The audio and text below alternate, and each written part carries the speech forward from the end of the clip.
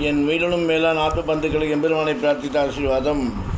திருமணத்தின் போது அக்னியை சுற்றி 7 அடிகள் நடப்பதற்குண்டான பொருள் என்ன என்பதை, அர்த்தம் என்ன என்பதை பார்ப்போம். சமஸ்கிருதத்தில் இதை சப்தபதி என்று கூறுவார்கள். 7 அடிகள் மாப்பிள்ளையும் மணப்பெண்ணும் சேர்ந்து நடந்து வருவதாகும்.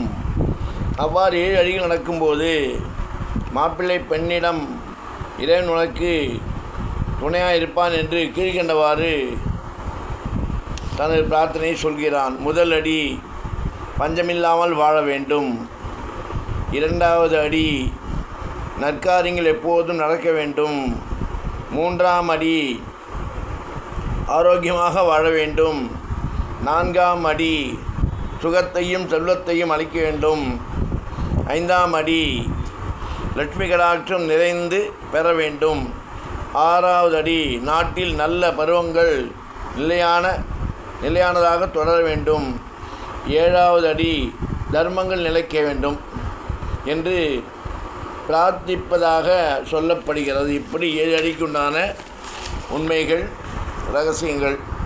அகல் விளக்கு வைத்து வழிபடுவதன் மூலம் அதனுடைய அர்த்தங்கள் எவை என்பதை பார்ப்போம். அகல் விளக்கு சூரியனாகும். நெய் எண்ணெய் திரவம் சந்திரனாகும். திரி புதன், அதில் எரியும் ஜுவாலை செவ்வாய், அந்த ஜுவாலையின் நிழல் கீழே ராகு, ஜுவாலையின் உள் மஞ்சள் நிறம் குரு, ஜுவாலையின் அடியில் அணைந்ததுடன் இருக்கும் கரை சனி, வெளிச்சம் பரவுகிறது, இது ஞானம் கேது. திரி எரிய குறைந்து கொண்டே வருவது சுக்கிரன் ஆசை. இப்படி அகல் விளக்கின் தத்துவத்தை பார்த்து நாம் அதன்படி நம் வாழ்க்கையை அமைத்து கொண்டு நலமாக வளமாக வாழ்வாங்கு வாழ வேண்டும் என்று கூறிக்கொண்டு ராமானுஜரின் திவ்ய திருவடிகளே சரணம்.